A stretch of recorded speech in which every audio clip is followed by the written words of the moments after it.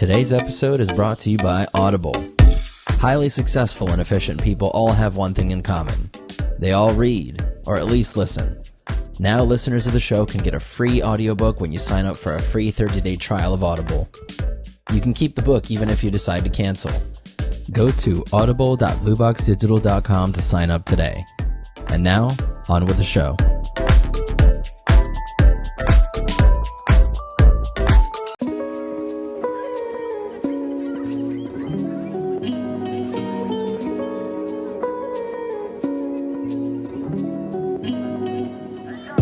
What's going on, everybody? Welcome back to Think Outside the Blue Box. I'm Anthony Rivera. I'm the lead videographer and editor here at BlueBox Digital. And today I'm being joined by the great connector, also known as Neeraj Pardesi. Welcome to the show, man. Thank you. Thank you for having me, Mr. Anthony. Yeah, man. Absolutely. It's been a long time coming, man. I know. You know, as soon as I saw some of your earlier work, the way that you just set up a space to be able to host a podcast or really a conversation, that's something cool. And I wanted to be a part of that. I'm glad you have me here. Yeah, no, I appreciate it, man. And how did you hear about Blue Box? I know it was another guest that I had on that you've kind of been in contact with. Yes, that's right. So one of my good friends, Tate Kohan, that's his rap name. He's been on quite recently, actually. You remember him? Yeah. Yeah, he's a good buddy of mine. Yeah, we've done a few music videos together. Him and I, we kind of bonded over his music. So how do you know him? Just through social media? That's right, through Instagram. So, one thing led to another, and here we are. I wouldn't have expected this, huh? But I suppose that's how life works. It's just one thing leads to another. Exactly. Yeah, and we're all connected, so and you should know that, the great connector. Yep, it's in the name. Yeah, great connector. Yeah, it's in the name. Well, fantastic, man. Thanks for joining the show, and tell me a little bit about what exactly you do, man. You're a coach, a life coach. Yeah, life coach is a good word. Sometimes I struggle to find out the exact terminology, and the exact way I want to really say what I want to say. But I would say holistic life coach. That means when I say holistic, a lot of people have a weird taste in their mouth when they hear that word. I know I do, at least. It has a stigma, yeah. Exactly, like really a touchy-feely, woo-woo type of thing. But no, I'm actually a very practical fellow. If you look at my social media everywhere, it says I blend science plus spirituality. So the reason for that, and why I call myself the great connector, is because I join together concepts and ideas and rules. I create blueprints. I connect dots between things that people think have nothing to do with each other at all. And I'm talking about the entirety of life. That's why a lot of people think science and spirituality are at conflict, but to me, they're not. If you know how to look at them the right way, they're saying the same thing. Yeah, there's a big harmony, and you just have to kind of open your eyes to it a little bit, and it's there, Yep, that's it. And if you know how to look at things the right way, anything at all, you'll see that there's a harmony there. There's a convergence of their properties and their nature. And I call myself the great connector because I connect these dots, and then I'm able to give them as blueprints, as formulas, as actual actionable understandings, things that people can actually use, practical wisdom. And that's why I'm a holistic life coach, because when you really get into it, not even if you just take a glance, you realize that everything in your life has to do with everything else in your life. Is no just, I'm only going to work on my work and my career. I'm only going to try to work on my relationships. I'm only going to try to get more money. I'm only going to be more fulfilled in life. It doesn't work that way. If you want to make a change in one aspect of your life, you're going to have to go through everything. You're going to have to be able to touch every aspect of your life, not just whatever you think you're setting out to do. And that's why holistic is an important word. I transform people's entire lives because you can't have it any other way. And that's why it is often hard, to niche down and to find exactly specific words for how I work, because I include everything. And there's no real way to do that. It took a while for me to get successful in business just for that one aspect, is that I couldn't, niche down. If you know marketing, if you know branding, it's always really targeted, really specific, serve a particular audience, and then branch out and go more wide, general once you have the experience. However, that's not actually how it worked for me. I decided to go broad in the first place. And the people who are supposed to resonate with me are going to resonate with me. If they don't, then they don't. And that's just how I've been moving. I do personal holistic development of the person. So when people come to me, they're not just transforming their finances. They're not just transforming their ability to connect with themselves and with other people, or really anything. Health, wealth, relationships. Those are the big three. You can't do one without the other. So everybody's life gets transformed. And the real cool part about it is you don't really know. You don't really know what's going to come out the other side until you do it. I'm sure you understand what I'm talking about, bro. Absolutely, man. Yeah, just having conversations here on the podcast, you get to know people on like a different level. It's stuff that kind of triggers my thought process and gets my thoughts going in a way that it hadn't gone before. It's like they open up like a new perspective. And that's really all that I want to do. I don't think anybody's particularly broken or needs to be saved. I don't think that I'm on a pedestal because I'm a coach.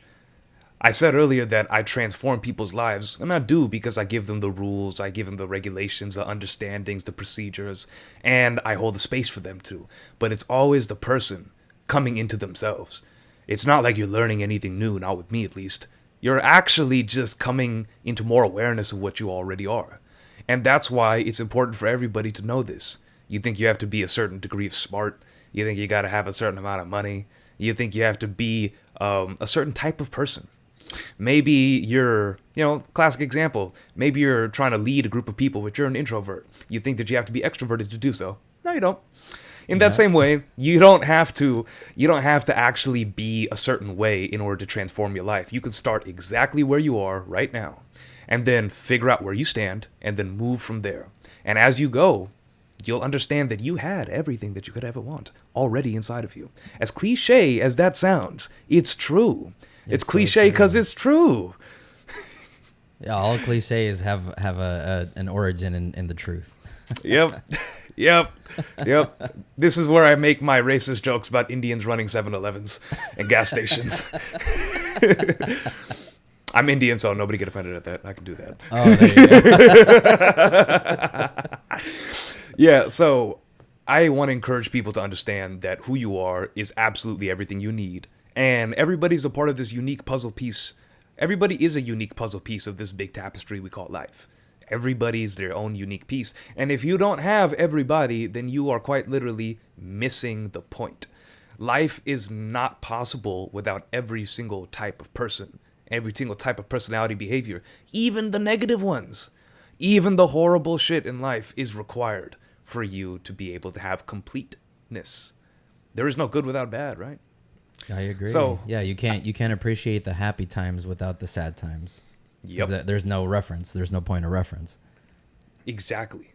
And for that reason, I don't think that this is what I usually tell my clients that are really, really busy or they can't change their routine. Like, shit, I don't have time to go and, add this onto my life. I don't have time to, let's say if they want to get calm, my first thing is, okay, we need to either get you working out your physical body if you're not already to remove some of that excess energy and then be able to have your muscular system relaxed. Or you need to start meditating so that you can be at an inner state of peace and control of your life. Be at the helm rather than the effect. Be the cause, not the effect. Right? And they're like, I don't have time to do that. I don't have time to go meditate for 20 minutes in the morning. I don't have time to go work out for 30 minutes to an hour. That's the number one. Yeah, that's the number one excuse that I hear is I don't have time. Yep. And not only is it not true, not only is that excuse not true, you do have time, but some people really do believe that they don't have time. Like really, it's like very high level business execs or maybe a mom of 3 kids. And, it goes from everywhere. Everybody feels like they're packed, right? And for that reason, I don't like to have people change their routines. This is a really good point that I want to illustrate. It's that you don't have to actually change your routine immediately. Of course, some change is going to happen organically as you keep learning and growing, right? But you don't actually have to change who you are or change how you do things. That's why I think the best form of coaching is simply helping a person change their orientation, their personal viewpoint on life. And that's what I aim to do. Get to the root of the problem, yeah. Exactly. Because at the end of the day, bandage it. it's really funny that you say that. That's literally all the things that matter. The only thing that matters is pulling out the root. Because if you pull out the root, all the problems go away. Let's say Everything every will fall single into branch. place, yeah. Yep, everything will. Like every single branch is a different type of problem. You've pulled out the roots, now all the branches are gone. So, what made you want to have me on the show? I mean, I know I do a lot of things, but I'm curious what made you come this way. Honestly, man, I looked at your social media and like every clip that I saw on there, I kind of resonated with because I'm still going through my personal journey, and I've had to learn all these things, on my own, like just doing research and just looking into life and just what it means for me. And I've gone through quite a bit of a transformation myself. So I kind of resonated with a lot of the stuff that you were saying because I did have to look inside. I did have to kind of go to the root of why I was feeling the way that I was feeling. And, it's just, I wanted to bring you on, man, because I believe that the stuff that you espouse and the stuff that you stand up for is very important because a lot of people don't really realize that, you can really do anything that you set your mind to. Yeah. As cliche as that sounds, it's like, and sometimes you just need that coach. You just need that person to kind of open your eyes a little bit, give you a little bit different perspective. Because I know some people, especially the people that I bring on this podcast, they're still on their journey too. So they've kind of learned different things along their journey that can help me on my journey. And I just wanted to bring everybody together and just build a community of artists and just people who do what they love to do and are fulfilled in a way that you can't really be any other way. Wow, that was deep. Yeah, man, and that's why I wanted you here because I know you're a deep guy. Let's chat. Yeah, go ahead. I won't interrupt you.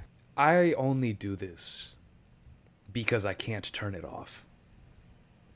Yeah, when you said there's no other way that you can be, people do what they love and there's no other way. That's why I do this. There's no other way that I could be. There's nothing else. Like, I don't know how. And when I was trying to figure out my purpose or try to figure out how to do life, what's the point? Why am I here? Why am I doing all this? Really, I asked myself the question, what's the one thing that I can never turn off about myself, even if I tried? And it wasn't just an activity, I'm good at a lot of things, but it doesn't mean that was like my purpose.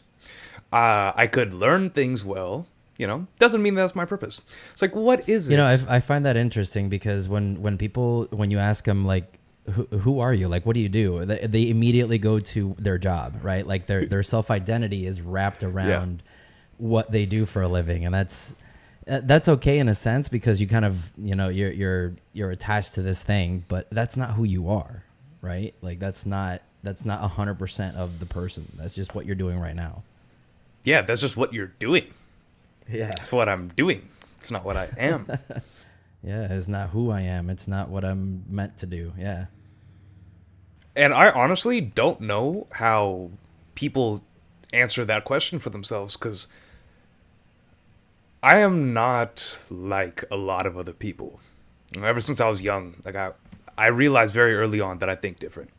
And it was only until maybe I got on to social media and I was really able to see other people in a similar type of thought process that made me feel like I wasn't really by myself, I discovered I felt YouTube. alone for so long, man. I felt alone for so long because I am a very critical thinker. I kind of overthink sometimes too, but ain't it? Yeah. Comes with the territory. I think that's a superpower. Yeah. It is. Yeah, I think that's a superpower because you're more attuned to what's going on around you, I think.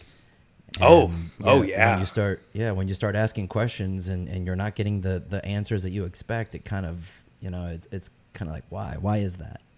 And you just go down these rabbit holes. So did you have a point in time where you realized it was more of a superpower or was that part of your disposition? Like, did you always know that this is something useful? because you know society tends to look down on overthinking because obviously it could be pretty detrimental. A lot of my clients struggle with overthinking and its symptoms, you know. But what about you? Yeah. How does that go? Yeah, for me, it was the overthinking and to the point of paralysis. It was overthinking to the point of paralysis. And, you know, I think it was when I got my divorce is when I started to see the world a little bit differently because things weren't going the way that I wanted them to. And you know, it started me down this other path.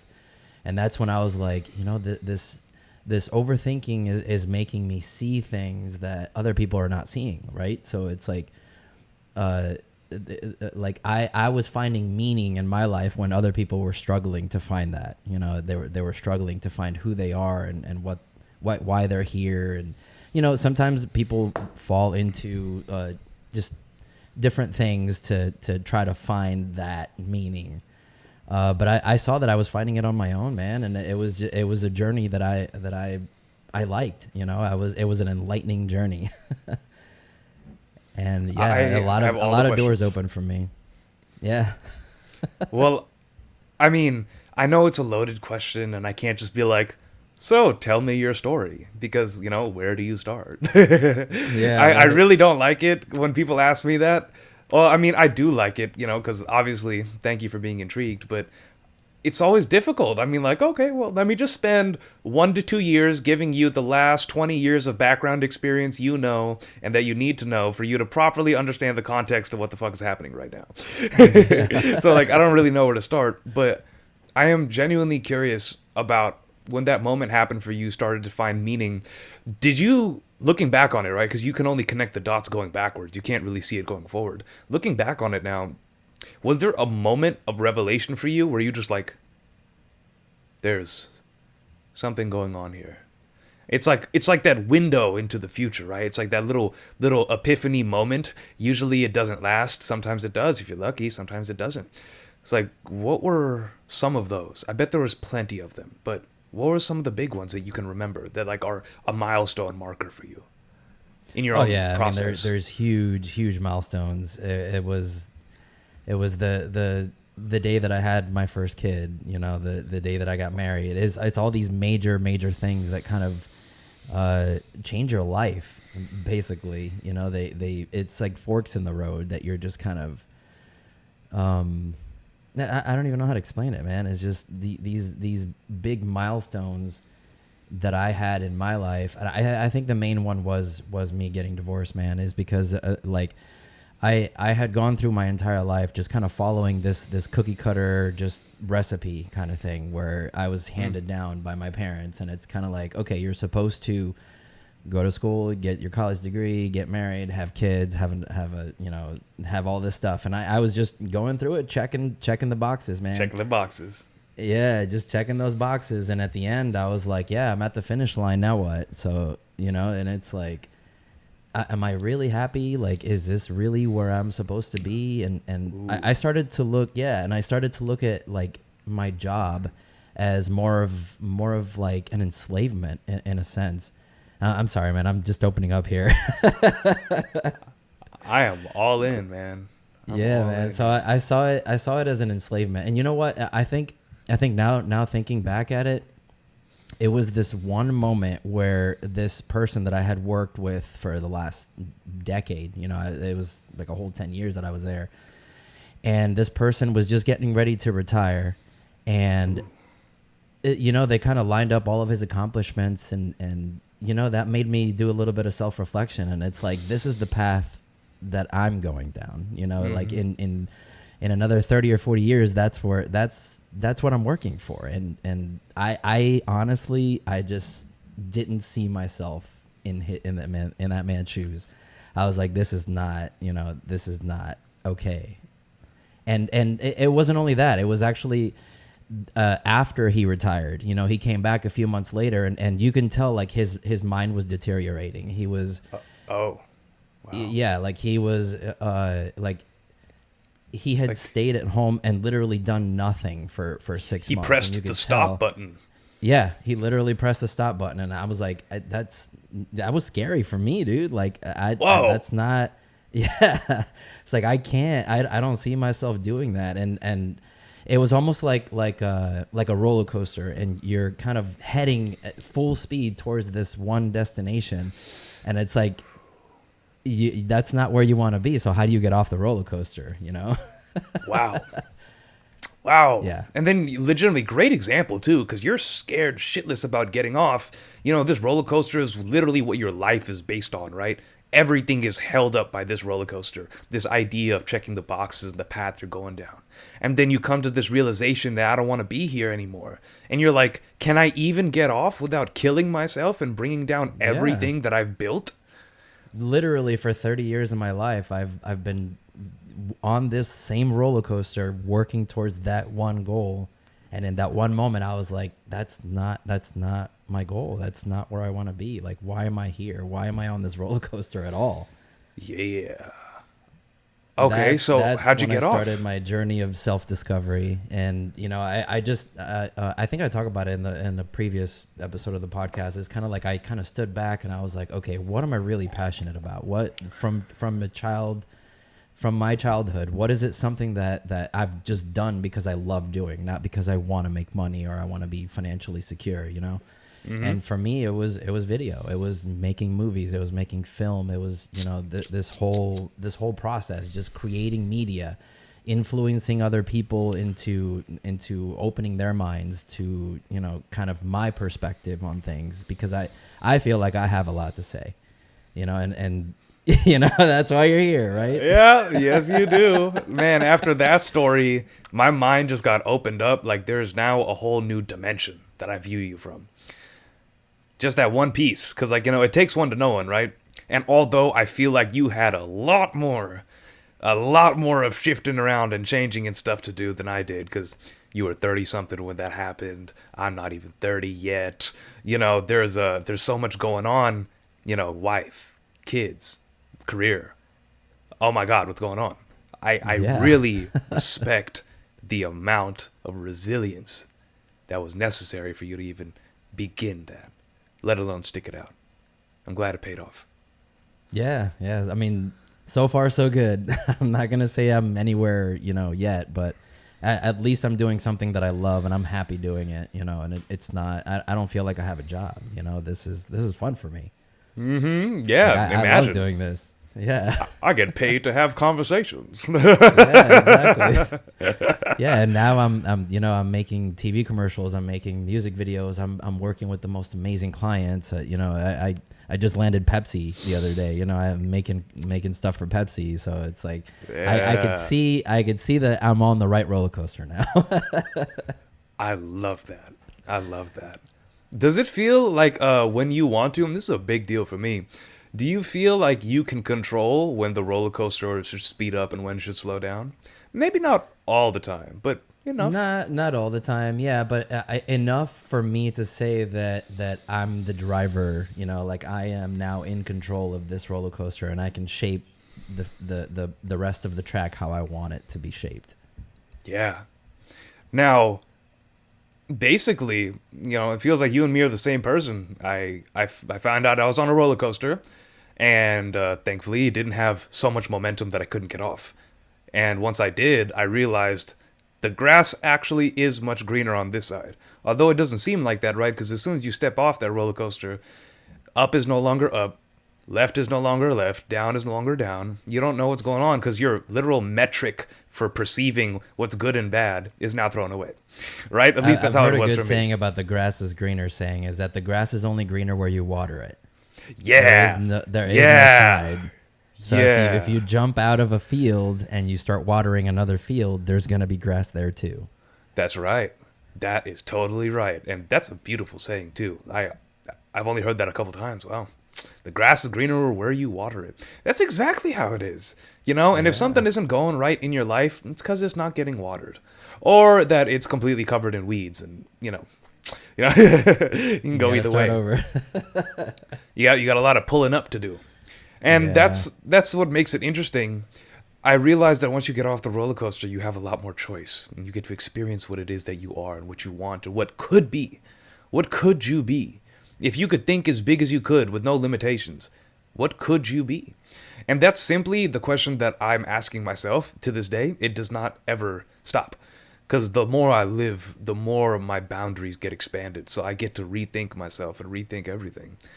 And then I realized that this is really the only thing worth living for. If you're a human, you know, you need to take care of your survival and your ability to be afloat in this world. Yes, you do. But once you have that, now what? Like, no, what's after this? What does thriving look like? What does legacy look like? What the hell's the point? Why are you here, right? So that's the reason why I transitioned into coaching. I talk to other people like I talk to myself.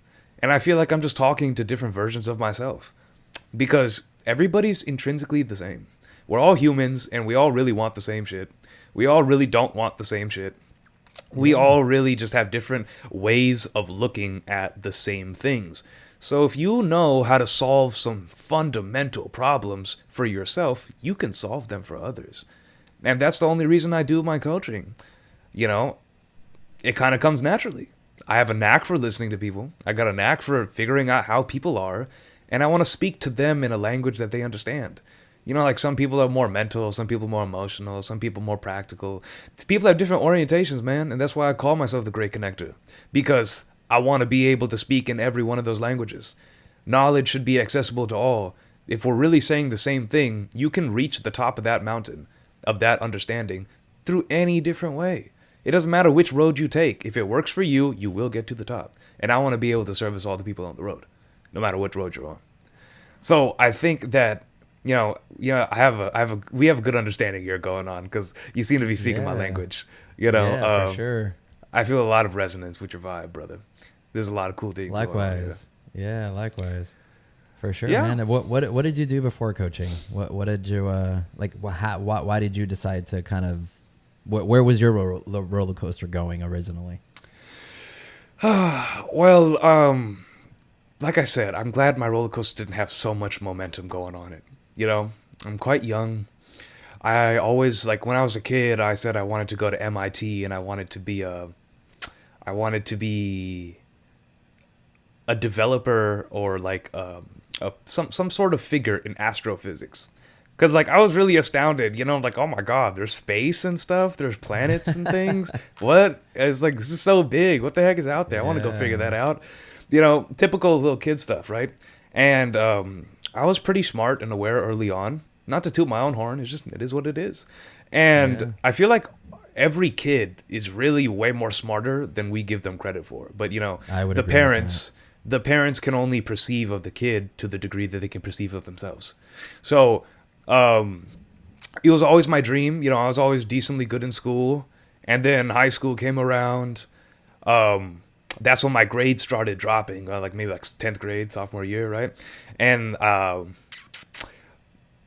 started work. Here's a good transition. I was obese for most of my early life. So that means basically I was like 245 pounds in 8th grade as a 12-year-old or 13-year-old. Like, that shit was crazy. I don't know. Picked on a lot? Oh, all the time. Oh, yeah. And the reason I became, like, very people-pleasing, I became very, unsure of myself. I was very smart, right? So I kind of retreated into my head. I was just really mental with my life. I couldn't really feel myself. I couldn't feel my body. Couldn't really feel my feelings. And, like, I'm aware of myself. I'm self-aware. So I was like, something isn't adding up here. But on the bright side, I feel like everything in life, I know that everything in life happens for a reason, exactly how it should. Everything, like, without a mistake. Every single thing in life happens exactly as it should, right on beat. You right are where plan. you are supposed to be. Yes, sir. All the time, with no exceptions. I like to say that, if you do believe in a higher power, and you know that, it's not like God has days off. Like, God is not almighty and all perfect part-time. Either God is perfect, and thereby everything is perfect, or God doesn't exist at all. There is no everything happens for a reason sometimes. It's either it does or it doesn't. It's either all the time or no time. And that's how I live my life. If everything happens for a reason, then that means I'm good no matter what happens. No matter what it looks like, I'm good. It's going to be okay. It's going to be great. And I didn't really know that yet. So this is what I would call my spiritual awakening, which is, like, again, words with stigma. It's really just me awakening to the larger bigger part of myself. It's actually very human. It's not all woo woo. It's not spiritual, really. It's just really human. It's really, really human. So I'm going into high school now. I'm very obese. I decide this shit ain't happening anymore. Thankfully, my brother, my older brother, who's 6 years older than me, he was in the bodybuilding space. So he had a really good knowledge of training, of working out, of dieting. I went on a keto diet. Maybe you've heard of that before, the ketogenic diet. Oh, yeah. I started working out. I started playing football. So like I was really getting active with my body, and that's not like me. I never played sports. I never was in like a martial arts class. I was never really active with my body. I was really in my head. Loved video games. Like I still to this day, like I'm really into Wing Chun, which is a specific type of kung fu. If you've heard of Ip Man, you know what that is. Bruce Lee, you know what's up. So I was really into that. I'm into that now. I wasn't into that back then. But I never taken a martial arts class. I'm gonna do that. But I started working out, one, because it just felt like a cycle in my life had ended. You know, some things I feel like you don't really know why you do them. It just kind of happens. And I think this was one of those moments where I was led on that path of something happening. And I started going on this diet. I started working out every single day. And this is like overnight, man. Like I just decided, but I don't feel like it was me deciding, if that makes sense. I just worked out, played football, was on this diet, crazy ass training, and it wasn't very difficult. Like, I thought I would be breaking my bones, man. I thought it would be really bad, but it wasn't that difficult. And I found out I had a knack for a lot of this. I was a natural when it came to working out. Eating out wasn't difficult. Like, eating and dieting wasn't difficult. So I lost like 60 pounds. I saw my jawline for the first time in my fucking life. I figured out that, damn, I actually am attractive. Okay. Because like I always thought I was ugly. I thought I would be alone for the rest of my life because nobody thinks like me. I thought I'd never have love because I was ugly and nobody thought like me. People picked on me. I didn't have very high status. Typical thoughts of a high school kid. And then, sure. And here I am starting to understand that there's more to me than I ever knew before. This was the great turning point in my life, that when all this started happening between 8th grade and 10th grade, this is like boom. And I spend a lot of time talking about this because this was probably the first moment where something real shifted in my life. Something real crazy happened. And from that moment onward, I got more in touch with my physical body because I was really mental. I was really in my head. I couldn't really feel my feelings. Like if you touched me on the arm, I would feel it. But for the most part, I would float around. Like I wasn't really in a body. I would just float around and be in my head. And people can feel that off of you. They think that's creepy. Yeah, exactly. I feel like I was just like a floating little cloud. And I didn't really have substance. I didn't feel grounded. I didn't feel here. I didn't feel present. And I realized that there's way more to life by nature of my experience. Like, it's not just like you learn something from a textbook. I experientially understood that there was another part of life that I had never felt before. And then that threw me down into a rabbit hole. So I started losing weight. I'm walking more upright now. I have more confidence. I'm realizing that I look good. I get a whole bolster. I feel stronger. I feel healthy. I feel lighter in my body. Things are happening. And then I'm able to turn my head inward to myself more in terms of noticing more subtler things about myself. I noticed that I'm more available to subtler cues and sensations because I would spend so much time not really feeling myself and spending a lot of time in my head and being really caught up in my own mental loops. I'm sure you know what I'm talking about. Oh, yeah, a lot of people know that is like you're caught up in your own mental loops and things just happen on autopilot almost. The first time in my life, I realized that I had so much of a choice about what was going on. I could control myself and I had more options. And granted, that's way different now. Like my experience is exponentially expanded now. But for me back then, it's crazy.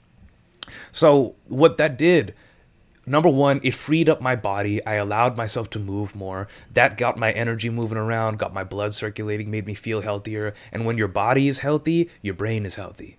When your body functions optimally, you can think better. And when you can think better, you can not only take better care of yourself, but your ability to do things expands. And this is where I came into what I call a spiritual awakening, where I had certain ideas that popped up, you know, and then life threw me some signals to follow these hunches. Like, you know that, you've seen The Matrix, the first one? The first Matrix? Yeah. You know where he says, follow the white rabbit, Neo? Neo follows the white rabbit. My white rabbit was a couple different things, but really it was YouTube. I started finding some things on YouTube that kind of led me into this spiritual experience. And then from then on forward, I was like, it was over. Because it felt like I was coming home to myself. Like everything that I had a sneaking suspicion of was true. Even as a kid, I knew something was up with this life. Like, something don't add up here. This isn't correct. Something isn't working out. But when you really get to understand that you're not the only person that thinks this way, and you have other evidence, and life starts giving you evidence that what you believe is true, it's a wrap. And that's what happened for me. One thing led to another. And I feel like I'm on the new roll. That's my new roller coaster. I went down the rabbit hole. And I've been on that same roller coaster to this day. To this day. It's the same thing. It's just an expansion of that same old roller coaster. So I'm really just on the same train that I was when I was a kid. And that's what led me here. I forgot what really actually I started talking about this for, but that was when things changed for me. And then after that, it just added upon each other. I started doubling down. I started meditating. Yep. I remember now. We were talking about what I was doing before coaching. So I really just wanted to go to college, become really, really dope, get a doctorate in astrophysics or some other cool shit. And then MIT. Yeah, MIT, man. And then that was my thing. And I was like, okay, this is great. This makes complete sense. And my parents, they moved here when they were frankly young. My mom, when she was 12, she actually went to go to like middle school and high school here. My dad, when he was 20. So they've been fairly Americanized, but of course they're first generation immigrants. And I was their kid. I was born here. And of course, immigrant story, like go to school, get degree, make good money. Problem solved. Everything else will fall together from there, right? The American dream, yeah. Exactly. And I didn't really question it because I was like, this is pretty fun. Okay, I can do this. Yeah, when you're a kid, everything's cool. It's like, yeah, I'm studying space, you know? It's like And then I got older and then I got slapped many times. And I realized that life does not work like that. You could be really smart. It doesn't mean shit if you don't have other attributes that are necessary. And I was really book smart.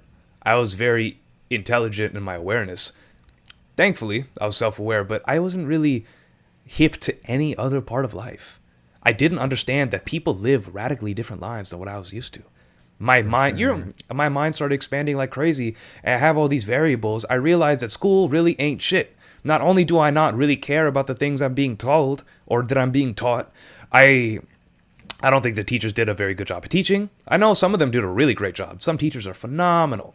But for the most part, there's not a lot of good stuff going on there. The things I learned in the classroom are not helping me in my life. And I'm getting more called to do things that have to do with my own self-discovery and self-exploration. Didn't give a fuck about homework. You know? So... Yeah, and that kind of stuff they don't teach you in school. That self-discovery exactly. And the... Yeah, me and my brother have talked about this, and I think the school system is kind of set up to build employees. It's just it's something that was created back in the Industrial Factory Revolution. Workers. Yeah, and you only get taught exactly what you need to know to perform that job, and it's kind of like anything outside of that is irrelevant because that's not the point, right? So I feel the same way, man. School is definitely not for everybody, and you know, especially not for people like us. Yep.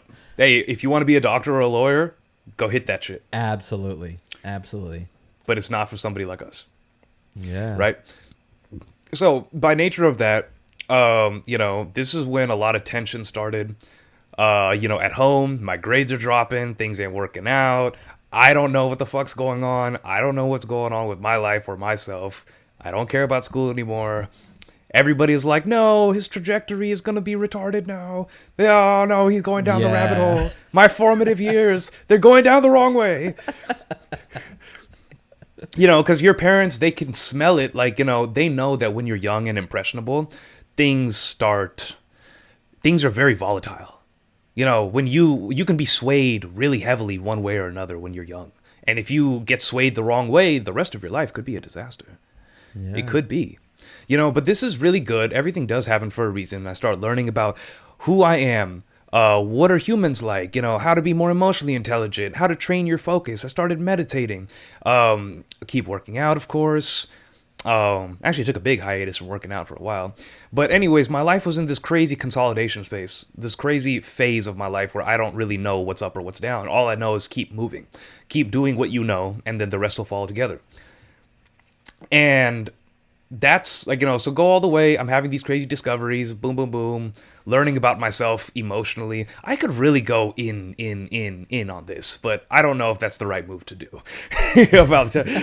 You know, my story is really dense, and there's a lot of things that don't make sense on the outside, you know? But to answer the question about what I did before coaching, I actually didn't. Straight out of high school, I didn't go to college. I knew that for sure. That was not the move for me. And I just knew that wasn't it. I knew that what I was doing was good. I knew that I wanted to be some type of coach because, like I said, I can't turn this off. And when I talk, people listen. So I realized that I have a voice and I have a good way of speaking. I can articulate things well. I need to be able to do this. And I have things that are going to help people because I'm helping myself. So I basically started helping other people with what I helped myself with. Still, really, really young. Talking about like 18, 19 years old. And then I'm here now, still not too long away from that. You would be, you know, I got a lot of stuff going on, man. I don't really like to talk about my age because it gives people the wrong impression. But, you know, the reason why I became a coach is because I can't turn it off. So I really just did this, and I stuck with it until it worked. That's basically what I'm saying. It's like I had the luxury that I never had to worry about survival. I didn't have like a rich kid life, but I never had to worry about food. I never had to worry about clothes. I never had to worry about some catastrophic thing happening in my family. Thankfully, my parents stayed together. So I always had a mom and a dad that were competent people. I could rely on them, you know, and they were emotionally intelligent enough to know. I got really, really lucky, man. And I didn't know how lucky I was until I grew up and I saw how some people lived, how some of my friends lived. I said, you can't really connect the dots until it's already done, you know, yeah. Like looking back. And it scared the life out of me that the things that I thought were basic necessities for life are not present in many people's lives. That means physically and emotionally. Yeah. Yeah, it's not there. Like, oh my God, I don't even want to start talking about that. Yeah. And I've just been on a continuum, man. I don't really know what to tell you. Ever since I had this quote unquote spiritual awakening, I have been walking in this path that's been laid out for me. And I don't really know where the path goes. But all I know is that I'm on it. You don't have to. Yeah. Yeah. The biggest growth happens when you let yourself let go and you don't have to. The biggest growth happens when you know that you don't have to know what the next step is until it shows up.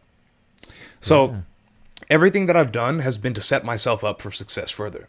That means being able to become the sharpest weapon that I can be, or the most effective tool. So I'm a kind of person who's like a saw. You use a saw to chop down a tree, but you don't use a saw to screw in a screw. You use a screwdriver. And if you use a screwdriver to chop down a tree, it will work, but it'll take you a lot longer and you might hurt yourself. A lot longer. Yeah, and you might hurt yourself and break the screwdriver, right? So use the right tool for the right reason. And a big thing about my coaching is purpose, figuring out who you are, where you stand, and then where you can go.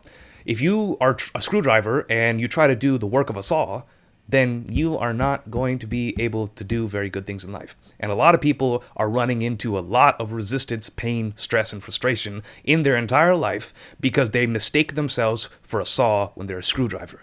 It's not that they're any less important, it's just that you're not supposed to be doing the job that you're not supposed to be doing. You're built to be a screwdriver. I love It's this not what you're meant to analogy. do, yeah. I love this analogy about a hammer. I got to give it to myself. This is one of my greatest things that I ever came up with. I'm pretty sure somebody's come up with something similar, but your purpose, if something's really your purpose, that means you're built for that, right? But that also means that you've always and already been doing it. You don't find your purpose, you notice it. Like a hammer is built to hit things. It doesn't matter if it's hitting nails or hitting a chisel or, breaking in somebody's head or, used as a blunt object. It doesn't matter. It's meant to hit things, right? I like that. But you can hit different things. You can hit different things with a hammer. You have different avenues for the work of the hammer, but the hammer's purpose is to hit things. So that's how I relate purpose to people. You could be a hammer, and it doesn't mean that you can't do certain things. You can actually do a lot of things. You can be passionate about many things. You can be good at a lot of things. Like you and me, we're very good at different things. But our purpose is what we were built for. And a hammer was built to be a hammer, therefore it's a hammer. So you are already doing your purpose because you have no option. You were built to do it.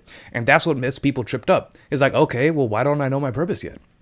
Because if you look at your purpose in terms of an activity, like what you do for work or what you do for fun, what you do, period. Like a hammer can hit nails. Exactly. Yeah. And then you miss the point. You are not the activity. You are a specific perspective on life. You and your perspective, your unique outlook is what makes you unique and what makes you purposeful. That is your purpose. How do you see the world that nobody else does? How do you approach life like nobody else does? What makes you different? Which is diametrically opposed to what I tried to do when I was a kid. Fit in, be a chameleon, talk to everybody how they want to be talked to. Nah, I am different for a reason because I'm here to be this. That's my purpose, is to do me. Otherwise, I'll be a nail in the nail box instead of the hammer hitting the nails. You know what I'm saying? I want to be who I am, and I've always been me.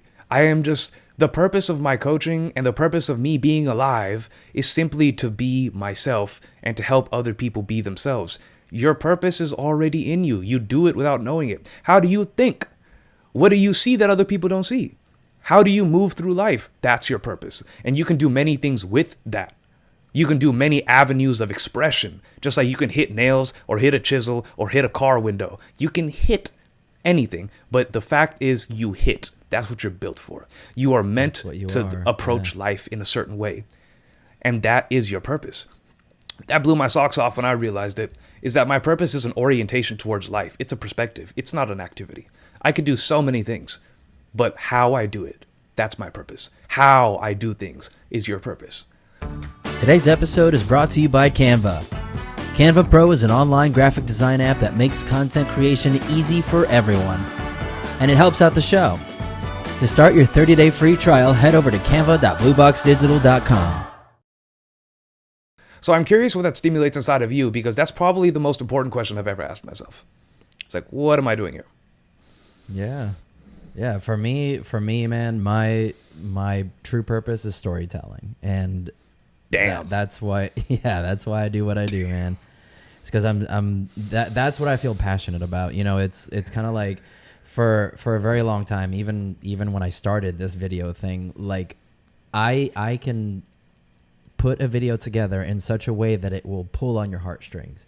It will incite such emotion that will help you empathize with what I'm talking about, and that's powerful. That's powerful as a storyteller. And I'm sure that's how you get across to all your clients is it's storytelling. You break it down, you make it relatable. You make it, sometimes you pull from your own experiences. You're telling a story. Hey, look, this is what I've been through, and this is why I think this. And the storytelling is so powerful, and that's what I'm put here to do, man. That's wonderful, man.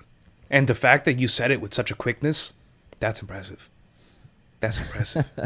I don't know what you were going to say. I want to ask you how you figured that out, but it definitely it wasn't just one moment, it wasn't just one time that happened. So yeah, no, for sure. storytelling, I always got caught up in storytelling because, number one, I don't think I tell really good stories. I honestly, I don't think that I tell good stories. I know that it's a skill that I can learn though, so I want to get better at it. But I thought storytelling was just about my own personal experience. And for the longest time, I had this block that nobody's going to get me. Nobody's going to understand what I come from or where I am going. And I'm sure everybody feels like that at some point or another. But for me, this is some deep shit. So the fact that you just said what you said, it opened up something. It's storytelling isn't just about telling your story. Storytelling is a way of approaching life. It's a way of approaching the universe and about the information that you see. Yeah, it's a way to get other people to see a certain point of view. Like I've talked about this when a white Caucasian person watches a movie about slaves and that kind of stuff. It opens up something that maybe they didn't have growing up. That experience. They haven't had an experience that an African American would have. So it's like with movies and with storytelling, it's like you get to share your point of view. Like, look, this is why this culture is the way that it is, and this is what we've gone through, and that kind of thing. So for me, storytelling is so important, man. Just culturally, emotionally, developmentally, it's something that's, I think, is engraved in our DNA, man. It's just something that we've kind of evolved with storytelling.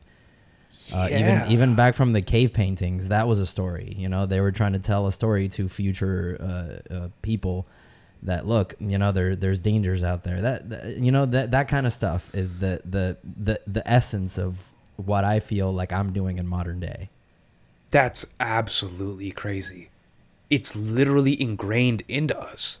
The only way information was passed down was through stories. Storytelling. And from word of mouth, from generation to generation, the story is what kept cultures and civilizations are literally built on stories. Civilizations and tribes and cultures and people, groups of people. History is built on stories. A sequence of stories. Yeah. That's it. No, it makes complete sense because, like, why do you like the people that you like? Why do you like the tribe that you have? Why do you identify with certain brands? It's because they are telling a story which is illuminating an idea. And that idea is what hits you to your core. It's something fundamental. And if you can impart that, holy fuck. Yeah, man. That's the deepest shit I've heard in a long time. I've even gone a step further, man, because yes. There's some books out there that it is about it. There's one specifically, it's called Story Brand, and it's literally breaking down the importance of storytelling as a company. Because when you're trying to sell a product, when you're trying to convey to someone the importance of this product that you have, you have to tell the story, right? So they don't care about the name of your company. They don't care about how long you've been in business. As long as you can convey that in a way that they can understand and make them the hero of your story. Like, look, if you come and make a video with me, that kind of thing, you make them the hero of the story and they can relate. It pulls them in because of that ingrained thing that we have for storytelling.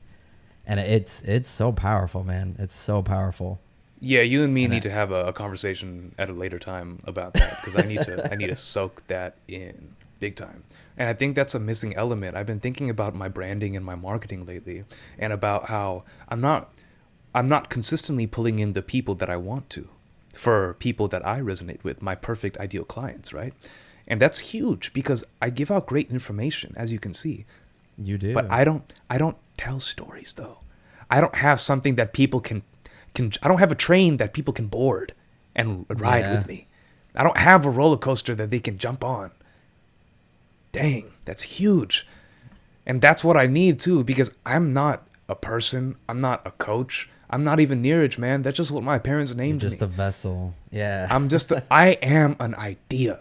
I'm a vessel for an idea that people could be more than what they think.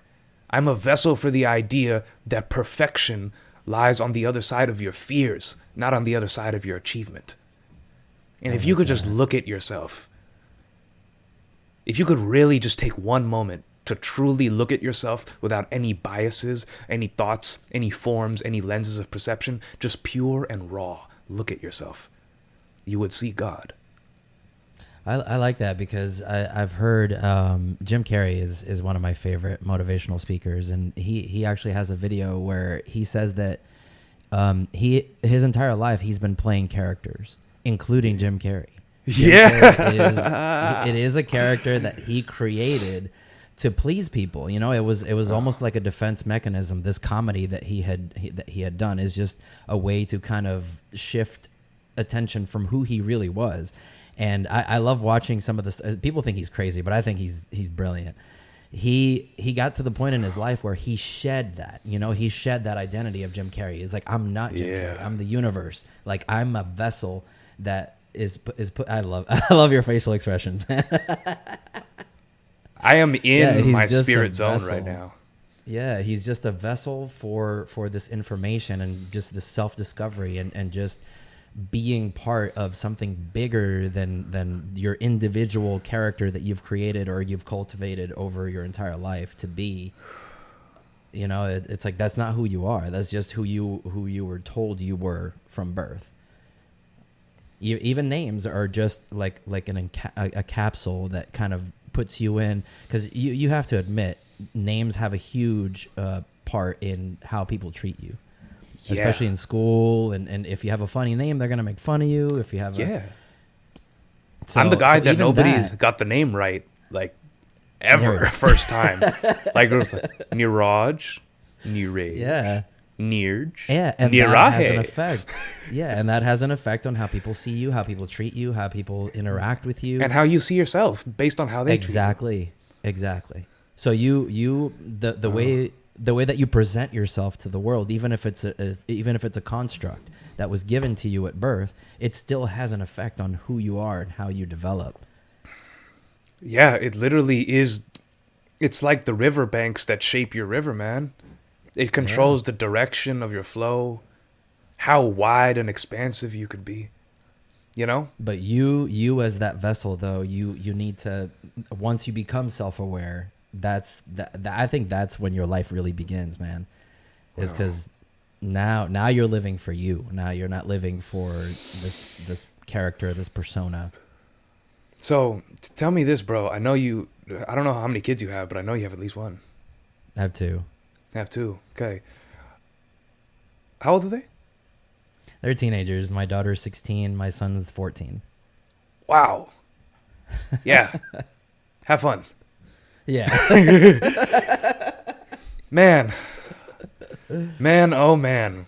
It's been a journey, man. It's been a journey. I know you and I can go for hours here. All I know, and this is one of the biggest things, my parents are good parents. They mean well. They actually have good intentions.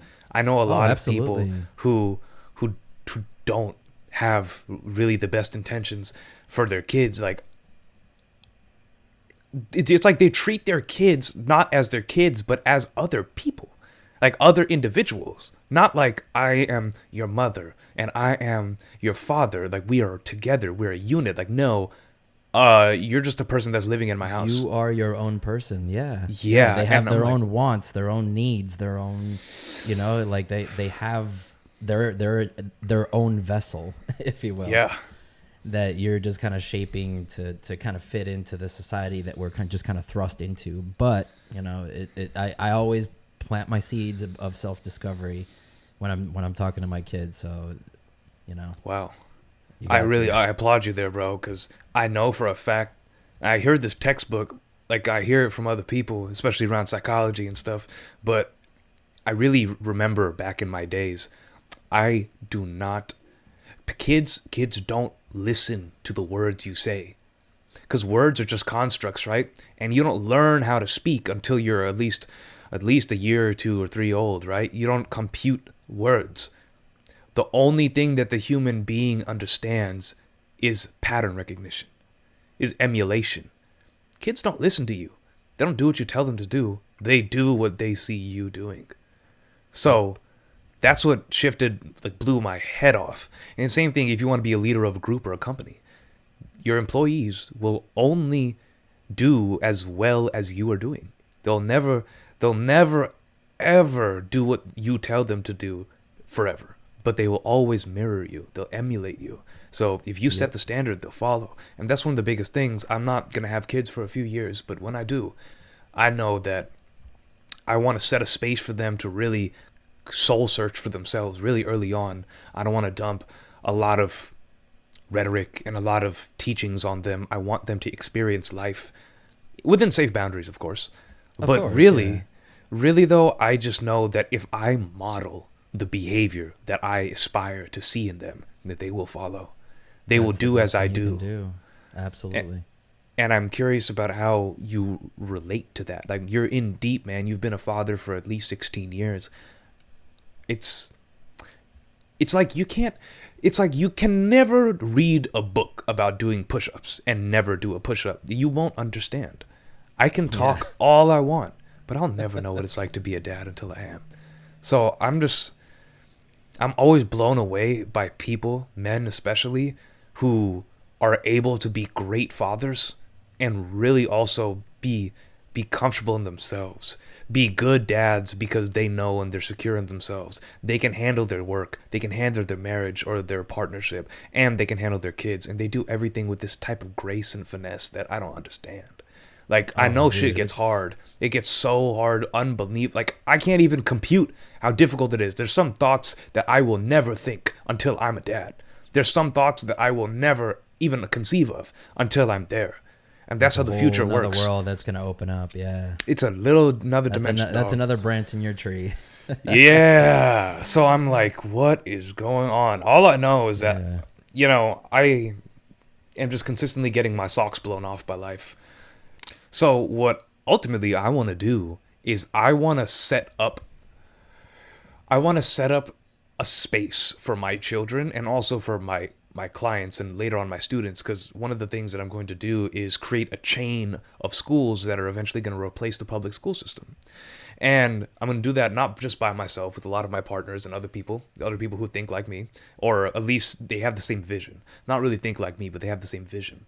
And I want to be able to create a system for children to grow up and know what's important and know how to use themselves, how to get acquainted with what they are. Because I firmly believe that we're not just meat sacks. We are people. But what is that? Like, I'm not a name. I'm not Neeraj. I'm not what I do. What am I? And without getting too meta here, like, I am a spirit, not a ghost. That's just a fancy word.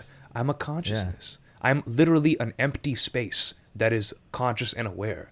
If you meditate, you will understand what this is. If you've ever had like a peak experience, or if you've ever had you've ever been in the zone or been in the flow, you realize that you're not just this body. You're not. This body is a part of you, but it's the outermost part of you. It's not the most you. It's just a shell of you. So it's just how you interact with your reality. Yeah, this physical world. That's it. Yeah. And there's many worlds coinciding at the same time, but the only one you can see with your eyes is the physical one.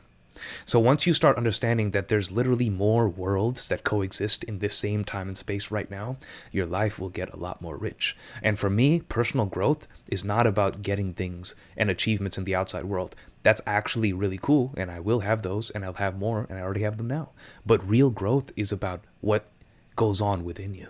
Within you is where it's at. So I want to be able to hold a space for my clients and for my children to be able to experience everything that life has to offer. And sometimes, well, actually, this is the cool thing. Tell me what you think about this.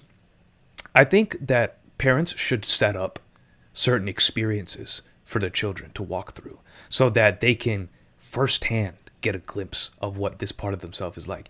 Because kids aren't a blank slate. Believe it or not, they're not. They're not blank slates. They have their own character already. They have their own, incoming their own personality, their own, yeah.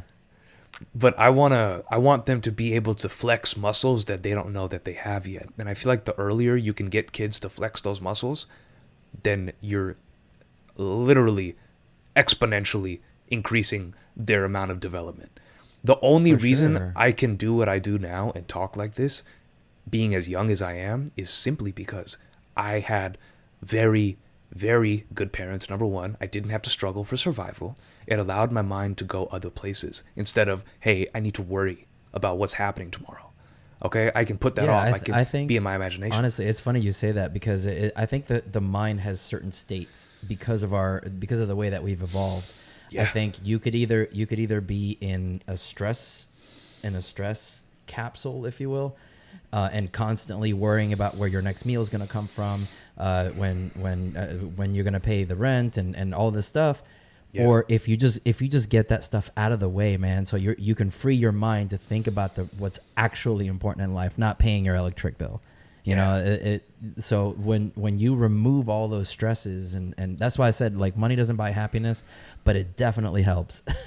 Oh yeah. Oh, check this out. Oh my God. Shout out to Alex Hormozy. I don't know if you've ever heard of him. He's a very smart guy. He's an expert in sales and building businesses. He had this book that I just recently read. One of the quotes in that book, it wasn't his, but it was one of the quotes in there. It says, if you believe that money cannot buy happiness, then you've never given enough away. Wow. So money makes happiness a lot easier. And it also buys happiness when you give it away for good causes. It helps build things. It's a currency that builds things. And that's another thing too. Money is just a currency, just a contract of agreement. Yeah. It's like, okay, I'm gonna do things for you. Another construct. Exactly. Yeah. Right. So a big thing for me was trying to stay grounded amongst all these constructs, because these constructs are real, and the societies we live in, the world we live in, operates on these constructs. Like, if you don't have money, you are not going to have a good time. Like, you are not going to have a good time here. Yeah. You might find a way to get by. You know, this is why people in the ancient times, or even to this day, they retreated to monasteries. They went to be an ascetic in the mountains. They took themselves away from society so they could focus on, you know, life. What is this? Yeah. Who am I? But number one, respectfully, fuck that. Like, I don't think we have to do that. You know, I think that we're meant to experience this life for everything that it is, not just go be a recluse and then go figure out your insights that way. There's plenty of people that did it, nothing wrong with that. But in the Hindu yogas, in the scriptures, and by the way, Hinduism is like one of the oldest religions. It's not really a religion. It's more like a science-based way of life. Like, all the things that we have questions about in life, like the life fundamental questions, they got answers. They already got answers. Like, plenty of religions already got this shit figured out. Yeah. And it's crazy because, like, Buddhism's basically like an extension of Hinduism, essentially. Like, you know, they come from the same place. Buddha was an Indian guy, and then he went and meditated, and he was a recluse for many years, and he attained enlightenment, and they started teaching it, doling it out. Like, here, take this. Here, you take an enlightenment. You take an enlightenment. He commercialized it, yeah. Exactly. He made it simple for the common folk. Yes. And that's why it's so huge. But Hinduism is very structured. It's very scientific. It's based on, you know, I almost said peer-reviewed science, which is hilarious. But it's based on real evidence. And everything in there's systems for everything. That's why I call myself the Great Connector too, is because I'm not Hindu, like, really. Like, I don't really belong to anything. But I will draw upon structured knowledge. Every question that humans have is not new. Nothing new under the sun. So if we can really find a way to systematize what is important in life, then we can solve a lot of problems really fast. Because everybody has the same set of problems that are dressed in different clothes. If you just figure out how to solve those problems, it doesn't matter what it looks like, then you will find out real quick how fast you can develop. I think everybody, including myself, has been under this wave of thinking that you don't really have a lot of options. Like, you don't know what you don't know. You don't know what you don't know. So you don't even know you have options. And really, I feel like everybody's convinced that growth is super hard. Everybody's convinced that being spiritual is really hard, or being emotionally intelligent is really hard. Making money is really hard. Literally nothing is hard. You just don't know what you're doing. You don't know what you're doing. And I feel like the way we really change the world, and that's essentially what I'm going for and where I want to go, how we change the world for good. You don't change human nature. I get it. I've heard that plenty of times. but human nature has more than what we are dealing with right now, more than we're aware of. If you want to change the world, you have to create systems for, number one, children, because they are the future, systems for children, and then also simple systems for the simple person, the lay person, to understand themselves. Once somebody tastes something that they've never tasted before, it'll be with them forever. You can't unsee something you've seen. It doesn't work that way. Once you get somebody to taste their real nature, their truth, their real self just one time, once you get them to taste that just once, they will never, ever be able to forget it. And they will be addicted, because that's what happened to me. When I was that young, that story about when I was in high school, I had many moments. Some of them were meditating. Some of them involved some external substances. And, I saw what I was. I saw my truth. I saw my core. When I said, look at yourself without any inhibitions or any biases, I had that moment. And I literally knew immediately that that was more real than anything that I've ever experienced ever before, ever. And nothing will ever be more real than that. So that immediately became my North Star. Like, people wonder, why are meth addicts or heroin addicts, all they care about is their drugs? All they care about is their drugs. They don't care about food. They don't care about health, cleanliness. They don't care about disease. They don't care about anything except for getting your next hit. Because it's more powerful than anything they've ever experienced in their entire life before.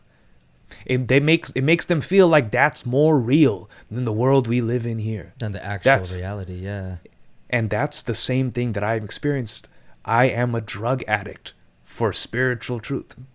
I am a drug addict for the real reality.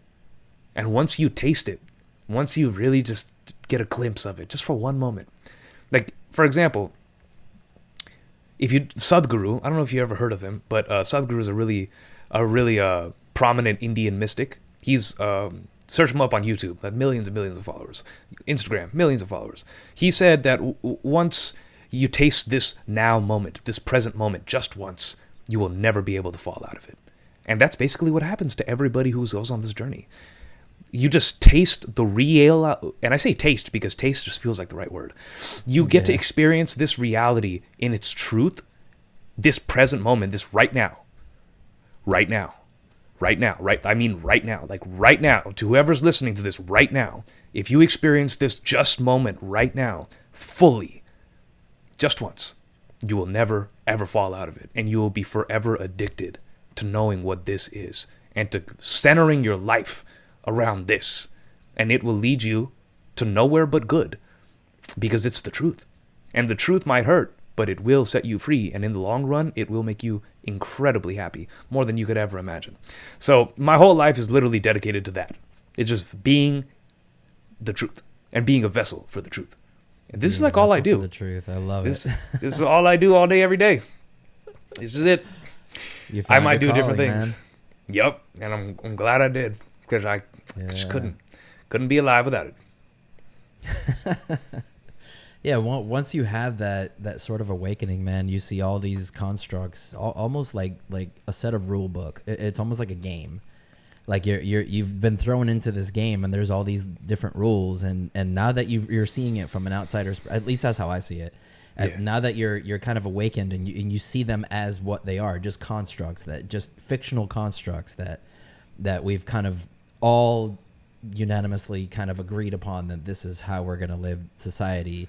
It almost becomes a game, dude. It's kind of like, okay, let's play this game as hard as we possibly can. Yeah. No, that's literally what it is, man. That's literally what it is. We are just here playing a collective game that we all agreed to play. Yep. That's it. That's it. It's all fictional. Like even money, we give value to the money. Like objectively, it's just a piece of paper with some ink on it, right? Mm-hmm. But we collectively say that this is $1, so then it becomes $1, right? So you do that enough times, and you get what we have now. And now it's been going on for so long that people don't know what it's like to go without it. Agreed. So people, like, you don't even know So that it's there's kind of something like the else. opposite. It's kind of like the opposite. Now you have to be awakened to the real reality instead of this fictional Yep. reality. You got that- lost in the game, fool. You got lost in the game. Oh my God. Hey man, you know how these VR headsets are coming out really fast, right? Virtual reality? Yes. Mm-hmm.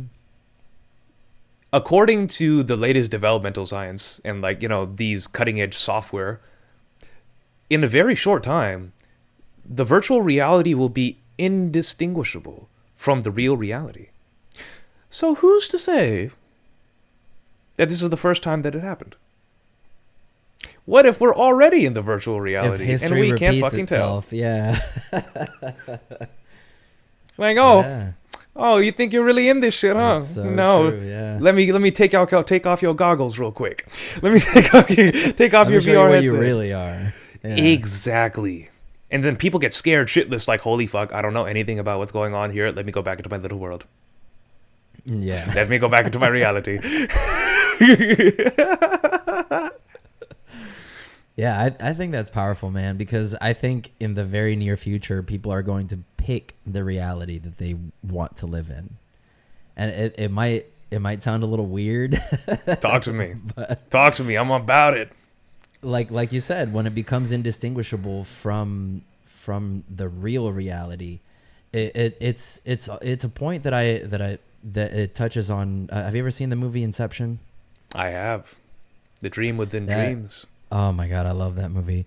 But So it kind of, it's kind of like what we're talking about, right? Like when he goes into this facility where people go to specifically go into a dream state, right? So they're literally just lying on this bed, Yeah. and their physical body is decaying because they're not using it, but they're living out an entire lifetime, maybe sometimes even multiple lifetimes, on a different reality.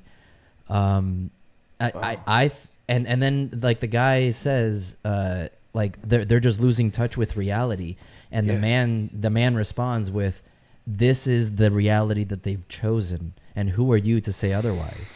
Right? Like we've gotten to the point where we can choose the reality that we live in, even if in this reality our body decays, but we're living a happier life. Yeah, I don't know. It's just it kind of triggered that thought when you said that the whole metaverse thing, and when it becomes indistinguishable from reality, because I think that's coming, man. I think that's something that the choice that people are going to have to face one day. So Very, very soon. what if I told you that that's exactly how life works, but you don't need a set of VR goggles to go there? It's the easy way. It's the That easy is. way. If It's you want to the- make the this replica reality different, yeah. Yeah, it takes a lot of hard work, man. It takes a lot of work to change this reality for yourself. Now, I'm with you because I feel that way a lot of times too. But I'm training myself to remember that that's just a belief that I've ingrained. It don't work like that. All the things that were hard at first that you know how to do now completely easily are literally so easy. You don't even think about it. You remember when you had to learn how to brush your teeth? Yeah. You remember when you had to learn how to ride a bike, or you had to learn how to drive, or you had to learn how to walk? You don't got to think about those things now. Everything's just like that. It's a very small learning curve, and now it's a part of your tool belt forever. So that's how I like to think. Changing your reality is probably the biggest leverage activity or skill that you could ever learn. Because if you do that, then you can do anything, right? And I think that's what's most important. If anybody takes away anything from this, like the biggest lever that you could ever pull in your life is to do that. If you can understand how to create your own reality, you're winning at everything. So that's essentially that's all I want to teach, bro. And that's the thing. If you have the right teacher and you have the right curriculum for anything, you can learn it like a breeze so easily, right? Why should creating your reality be any different? If you have the right teacher who really knows how to do things from different ways, different avenues of achieving the same goal, which is creating your reality from different ways for different people, that would be the most valuable thing in this world. And that's what I strive to be. It feels like there's nothing more important. Like, I'm not saying nothing matters, because it does, and everybody has something unique to bring. But man, I can't think of anything that's more important than knowing how to create your life the way you want it. Create yourself. Reality. Yeah. Yeah. So, man, I want you to know that literally everything is possible. And we've all heard this. It's in our head, but we know it intellectually. We don't know it experientially, or at least not to the degree that we could. And that's what it is. Like, imagine if when you were a kid, you were able to walk your children through an experience that allowed them to firsthand see and experience that they could create themselves the way they wanted. They could create their reality the way they wanted without anybody's help. That's powerful, man. It would be priceless. It would be priceless. And it makes sense. That's why society is set up this way. That's why schools are set up this way, to do the exact opposite, because you cannot take control of a free man or a free mind. Oh, I love that. That just gave me chills. Yeah. Yeah, this is some spiritual warfare, my dude. You can't take control of a free mind. I love it. This has been a great conversation. This is great, man. I've gotten so many epiphanies from myself. Yeah, I don't even want to end it, but we've been going for an hour and a half, so I think for the sake of brevity, we should, and we'll just do a part 2, man, for sure. We got to stay in touch and just jump back on here another day. Yeah, I will be talking to you literally tomorrow. Yeah, for sure. Thank you for holding this space for us, bro. And I appreciate you giving me the room to go off and go do the things, because this is my life, and something that you said is always going to stick with me. Everything is storytelling, and I want to live my life like a story as a vessel for this idea. So you're the director of your own movie, man. Yeah. Make it a good one. Yeah. Thank you. Yeah, and on that we're gonna end, man. So where can people find you, man, online? Where are you on social media? And do you have a website also? I do have a website. So you can find me on social media, on Instagram and Twitter. It is on Instagram, it is at _great_connector_, because the great connector was taken. So I had to put the underscores there. And on Twitter, it's Pardesi Neeraj. So last name, first name, at Pardesi Neeraj. But you can also search up The Great Connector just by itself. You'll find me on Twitter. My website is also thegreatconnector.onuniverse.com. So hopefully there'll be links here if that's possible. I can just shoot you the links, and we can do all that, make it easier for everybody listening. And that's what it is. And you'll be seeing a lot more of me. People will know the name.